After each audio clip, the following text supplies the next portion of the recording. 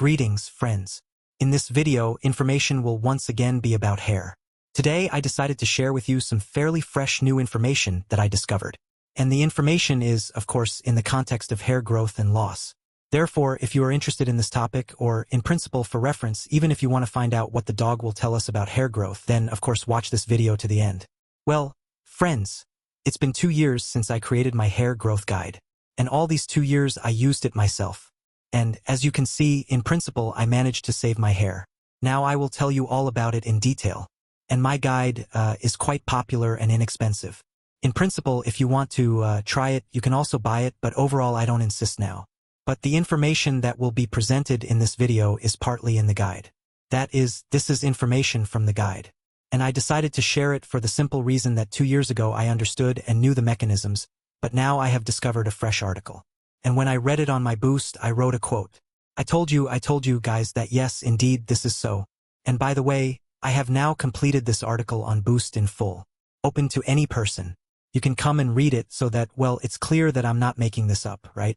Accordingly, what problem I had, somewhere from the age of 30, somewhere from 2 children, I noticed bald spots here. Yes, this is Mickey Mouse. My hairline, in principle, has never been straight, that is, since childhood it has been with bald spots, with hints of bald spots, yes. Here. Well, I would have thought that the problem of hair loss would never affect me. Here.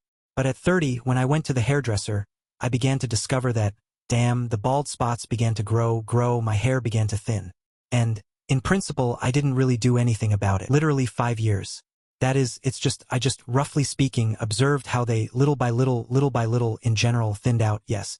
And, but then, that means after a while, yes, I started to delve deeper into this whole story, yes, and now, I'll show you photographs, what does that mean, what I had, how I became, yes, that is, well, globally, this photo, you can pay attention, that is, well, it's not critical, right? That is, in general, yes, but also before the left is on the right, this is before, on the left is after. That is, it is obvious that after that, and by the way, I think I also published it on my Telegram channel, or maybe I didn't, I don't remember. But the point is that I began to delve more deeply, and the most important thing is that I did not want to interfere with hormones. Yes, there is this story of androgenetic alopecia, but I still had doubts that there are people who have a lot of dihydrotestosterone, but their hair grows. There are those who lead a correspondingly varied lifestyle, but hair still grows. That is, well, a crooked lifestyle, there is a lot of alcohol, food, excess weight, and so on. This hair still grows underneath.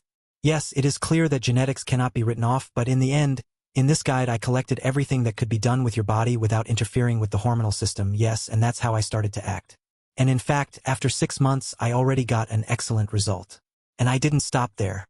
That is, now I still continue to use everything that I talked about in the guide. But I decided to share with you what is called the scalp microbiome. Yes, it turned out to be a really important story. That is, and in principle, now medicine is studying symbionts in general, which, yes, live with us in the body in the form of bacteria and fungi. And, for example, the intestinal microbiome.